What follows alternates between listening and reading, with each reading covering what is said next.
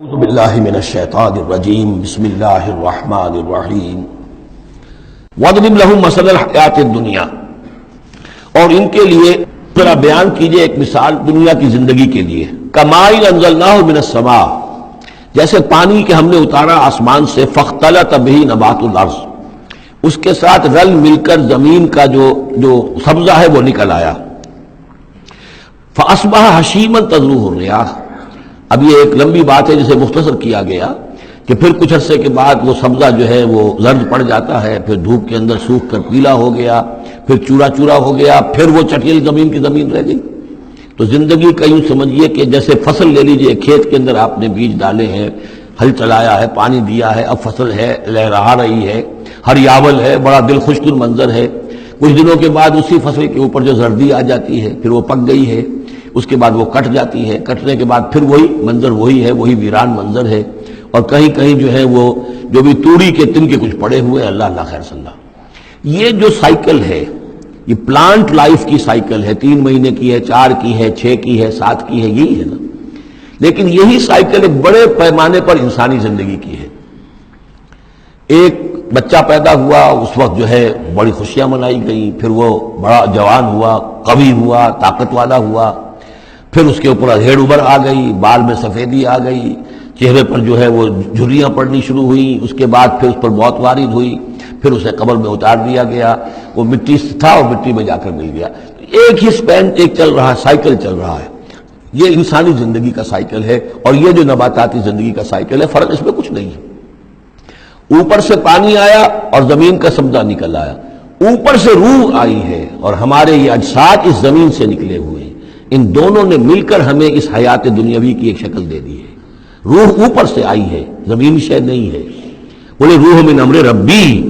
اور یہ کہ زمینی طور پر جو بھی کچھ ہے، جو نظام ہے یہاں کا، اس میں یہ ہمارا جسم بنتا ہے اپنے ماؤں کے پیٹوں میں، اور پھر یہ روح کے ساتھ مل کر اس دنیا کی زندگی کے اندر ایک جو ہے ایک وقفہ امتحان جو ہے اس کو بسر کر رہا ہے. وَاضْرِبْ لَهُمْ مَثَلَ الْحَيَاةِ الدُّنْيَا، ان کے لیے دنیا کی زندگی کی مثال بھی بیان کیجئے. کَمَاءٍ أَنزَلْنَاهُ مِنَ السَّمَاءِ، جیسے کہ پانی جو ہم نے اتارا آسمان سے. فَاخْتَلَطَ بِهِ نَبَاتُ الْأَرْضِ، تو پھر اس کے ساتھ سبزہ جو ہے زمین کا رل مل کر نکل آیا. فَأَصْبَحَ هَشِيمًا، پھر وہ ہو گیا چورا چورا. تَذْرُوهُ الرِّيَاحُ، کہ جنہیں ہوائیں لیے اڑتی ہیں، اڑتی پھر رہی ہیں.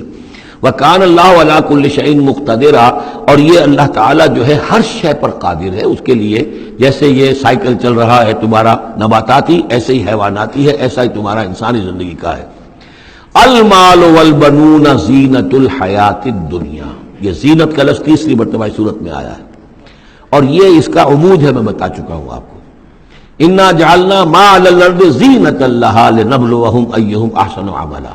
پھر آیا ترید زینت الحیات الدنیا. اے نبی دیکھیے کہیں لوگوں کو گمان نہ ہو کہ محمد بھی دنیا کی زندگی کی زیبائش اور آرائش ہی پر رجھے ہوئے ہیں. معاذ اللہ صلی اللہ علیہ وسلم.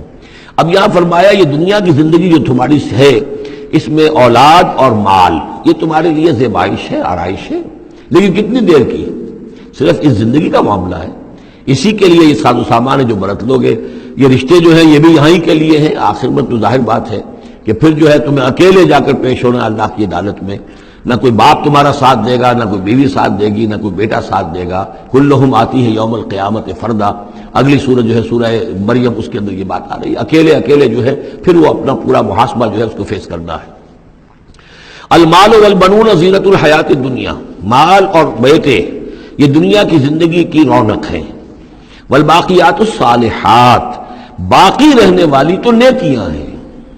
نیکی کوئی کمائی ہے اس 30 سال میں، 40 سال میں، 50 سال میں، تو ان کے لیے بقا ہے. مال کے لیے کوئی بقا نہیں ہے.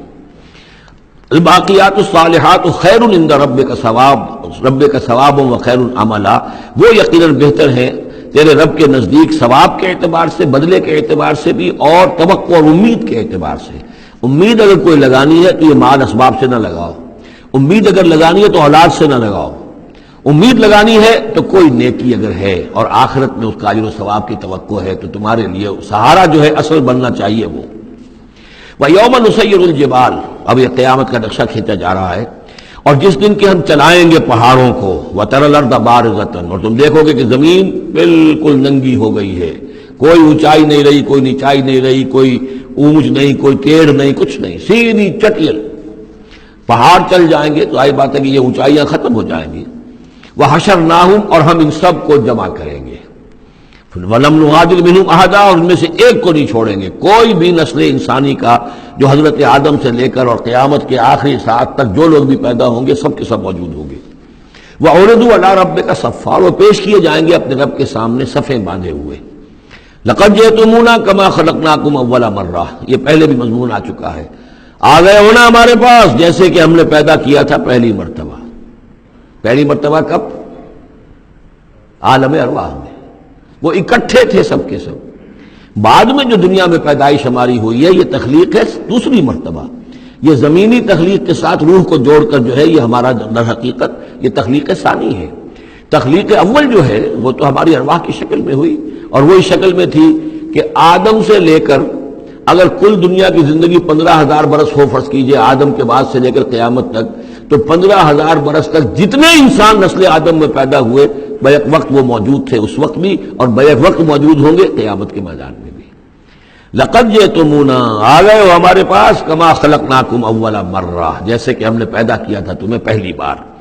بل زعمتم ان لن نجعل لکم موعدا، اس وقت ہم نے تم سے ایک قول و قرار لیا تھا الست بربکم قالوا بلا، لیکن اس دنیا کی زندگی میں تمہیں یہ گمان ہو گیا تھا کہ تمہارے لیے ہم کوئی وقت وعدے کا وقت مقرر نہیں کریں گے، یعنی ملاقات نہیں ہوگی. تم بھول گئے تھے اس ملاقات کو، جی چرا رہے تھے ہم سے ملنے سے. الذین لا یرجون لقاءنا، جو ہم سے ملاقات کی امیدوار ہی نہیں ہے، اس خیال ہی کو ذہنوں سے دور رکھتے تھے کہ کبھی اللہ کے حضور میں حاضری ہے. ووضع الکتاب، اور اعمال نامہ لا کر رکھ دیا جائے گا. وضع، اب وہ اعمال نامہ کیا ہوگا؟ کون سا جوائنٹ قسم کا کوئی کمپیوٹر ہوگا؟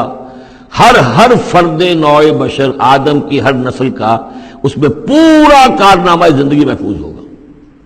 آپ کو معلوم ہے جیسے کمپیوٹر کے اوپر ایک بٹن دبتا ہے اور وہ سب آ گیا، اور ایک بٹن دبے گا اس کا پورا جو چھپ کر بھی آ گیا. ایک ایک فرد کی پوری زندگی کا ریکارڈ موجود ہے. جیسا کہ میں نے کئی بار عرض کیا، ان چیزوں کا ماننا اب جتنا آسان ہو گیا ہے آج سے 100 برس پہلے ماننا اتنا آسان نہیں تھا. کس قدر گہرے ایمان بالغیب کی ضرورت تھی. آج تو یہ چیزیں ہمارے حساب کتاب میں آ رہی ہیں. چھوٹے چھوٹے سے بٹن کی طرح کا تو ٹیپ ریکارڈر ہوتا ہے کہ آپ سے ملنے کے لیے کوئی آیا ہے آپ کو پتہ ہی نہیں، اور اس کا جو بٹن ہے جو کوڈ کا آپ بٹن سمجھ لیں وہ ٹیپ ریکارڈر ہے، وہ آپ کے ساتھ جو گفتگو ریکارڈ ہو رہی ہے آپ کو پتہ ہی نہیں. تو صورتحال یہ ہو چکی ہے. ذرا لگائیے کہیں پر اور آپ کو معلوم ہوگا کہ آپ کی ساری گفتگو سن لیجیے آپ. تو یہ ساری ریکارڈنگ کے ہر چیز محفوظ ہو رہی ہے. اعمال نامے میں ہر شے موجود ہے. ووضع الکتاب، اور وہ لا کر اعمال نامہ رکھ دیا جائے گا. کہیں سے وہ کمپیوٹر شاید کس جگہ پر ہے اور وہاں سے وہ انسٹال جو ہے وہاں سے لا کر میدان حشر میں ٹکایا جائے گا. ووضع الکتاب فتر المجرمین مشفقین مما فیہ، تم دیکھو گے اب مجرموں کو ڈر رہے ہوں گے، کانپ رہے ہوں گے کہ اس میں کیا کچھ ہے. ویقولون، اور وہ کہتے ہوں گے یا ویلتنا، ہائے ہماری شامت، ما لہذا الکتاب، یہ کیسا اعمال نامہ ہے، لا یغادر صغیرۃ ولا کبیرۃ، اس نے تو کسی چھوٹی سی چھوٹی بات کو نہیں چھوڑا، نہ کسی بڑی بات کو چھوڑا، الا احصاھا، مگر یہ کہ اس کو محفوظ رکھا ہوا ہے. اس نے تو مائنیوٹس ڈیٹیلز کو بھی اومٹ نہیں کیا ہے. کیسا ہی اعمال نامہ. ما لہذا الکتاب لا یغادر صغیرۃ ولا کبیرۃ الا احصاھا ووجدوا ما عملوا حاضرا، ما عملوا، اور وہ پائیں گے جو بھی عمل انہوں نے کیا ہوگا اسے موجود. ولا یظلم ربک احدا، تیرا رب کسی پر ظلم نہیں کرے گا. یہ تمہارے اپنے اعمال ہیں.